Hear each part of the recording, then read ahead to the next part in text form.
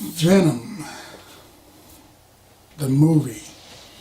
Venom is a movie starring Tom Hardy, Michelle Williams, Raz Ahmad, Woody Harrelson is in it.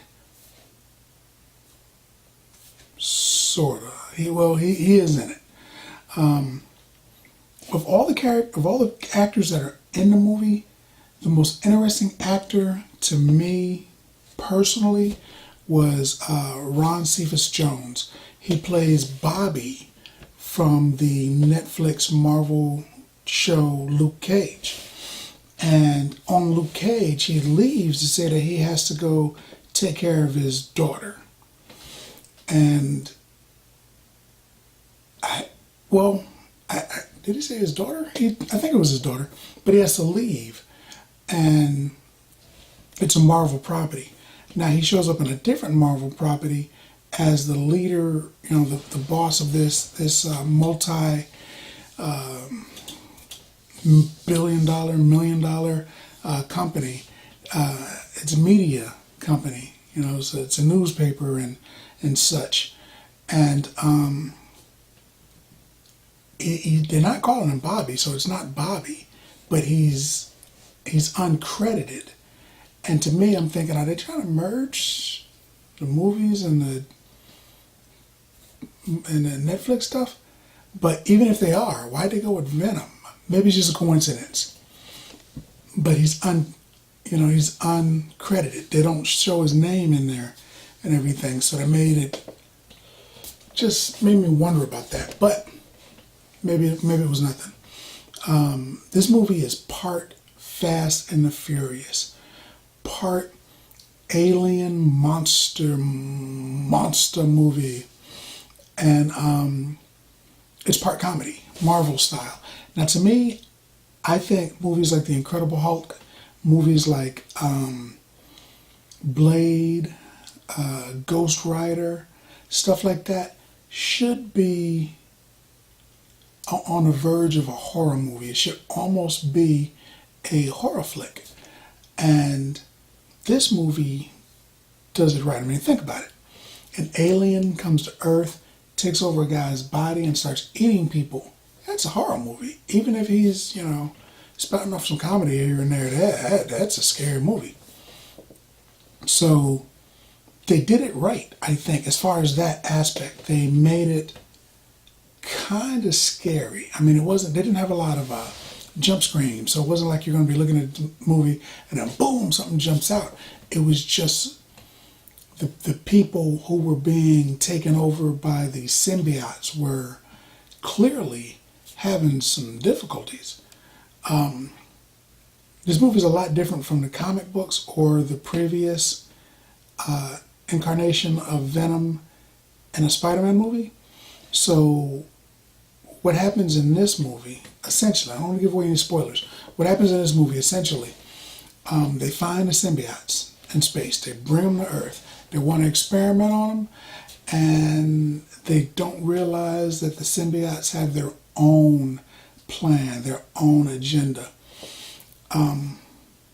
It was not bad per se. Actually, it was, as far as action goes, it wasn't bad at all. It was pretty good, but they missed a few important things. I think Riz Ahmed plays the big bad, one of the big bads, and he's not as scary as a villain as you would like. You would like, especially as a supervillain, you would expect that the villain would be menacing.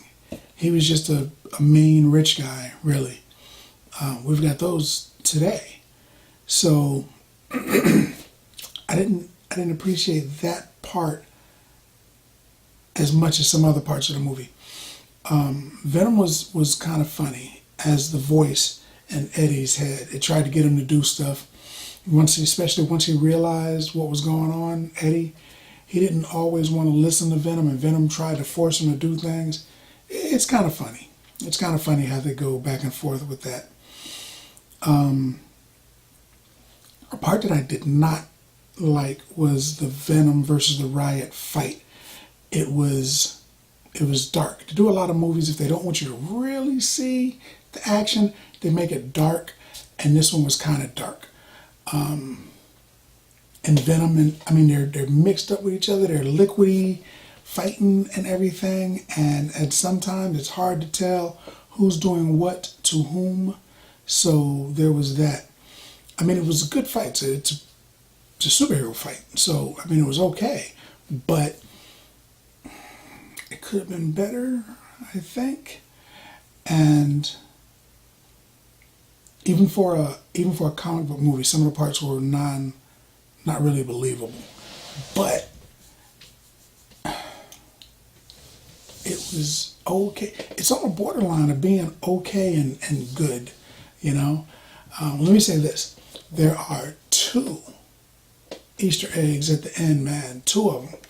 So stay for the first Easter egg. You'll see that one, right? And then there's a second Easter egg that is it's like 8 minutes after the movie. You gotta wait a long time. It's deep after the movie. But there's a second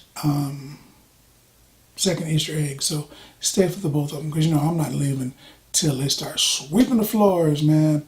So it wasn't really hard to watch, but it's hard to say whether I really liked it or not.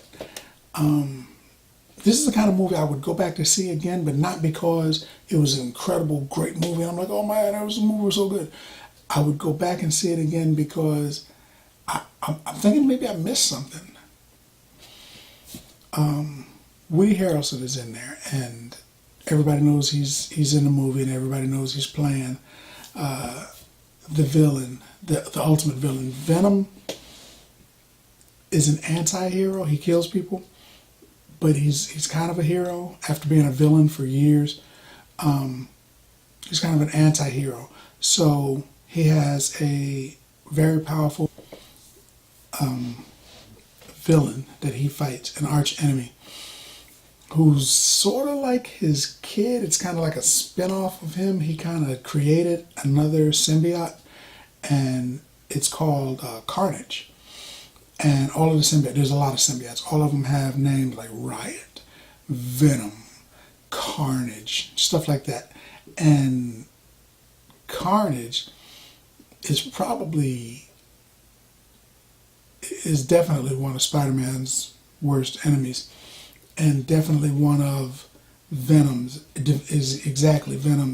arch enemy. They tease him in the movie. So if this movie does well, I guess in the next movie it'll be Venom versus Carnage. And if they open it up, there's a comic book called Maximum Carnage. It allows them to go even further into the Venom mythos, where they can do a lot more stuff without actually involving Spider-Man. So they have an opportunity to make an entire universe from this movie. I just don't think it'll get that far. But have you seen the movie? Let's talk about it in the comments. I'm going to give this movie 6 bags of popcorn, man. And if you like the video, if you like the content, subscribe and then like. Popcorn Passport.